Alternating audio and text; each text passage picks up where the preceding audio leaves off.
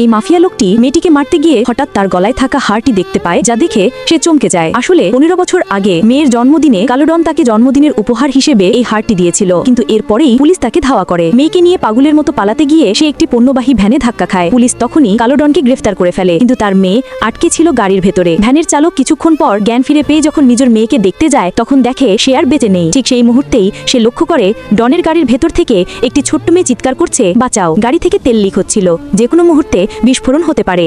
সে দৌড়ে গিয়ে বিস্ফোরণের ঠিক 1 সেকেন্ড আগে মেয়েটিকে বাঁচিয়ে আনে। কালো ডন বিস্ফোরণ দেখে ভেবেছিল তার মেয়ে মারা গেছে। সে শোকে ভেঙে পড়ে। সময় কেটে যায়। 15 বছর পরে সেই ভ্যান চালক কালো ডনের মেয়েকে নিজের মেয়ে ভেবে মানুষ করে। বাবা মেয়ের সংসার দারিদ্রে কাটলেও তারা ছিল অটুট স্নেহে বাঁধা। একদিন মেয়ে বাবার কষ্ট লাঘব করতে হাঁটি বিক্রি করতে চাইল, কিন্তু বাবা তাকে কঠোরভাবে না করে দিল। মেয়ে কিছুই বুঝলো না, তবুও বাবার কথা মেনে নিল। অন্যদিকে কালো ডন জেল থেকে ছাড়া পেয়ে প্রথমেই সিদ্ধান্ত নিল প্রতিশোধ নেবে। সে মনে করলো ওই দুর্ঘটনার জন্য একমাত্র দায়ী সেই ভ্যান চালক। খুব দ্রুতই তার লোকজন ভ্যান চালকের বাড়ির ঠিকানা বের করে ফেলল। ডন ক্রোধে ফুঁসতে ফুঁসতে তার কাছে গিয়ে হাজির হলো। এ সময় ভ্যান চালক মেয়ের জন্য জন্মদিনের কেক কিনে ফিরছিল। যেই মুহূর্তে সে কালো ডনকে সামনে দেখতে পেল, তার মুখ মুহূর্তেই ফ্যাকাশে হয়ে গেল। আর 2 দেখতে অবশ্যই সাবস্ক্রাইব করে একটা কমেন্ট করে দিও।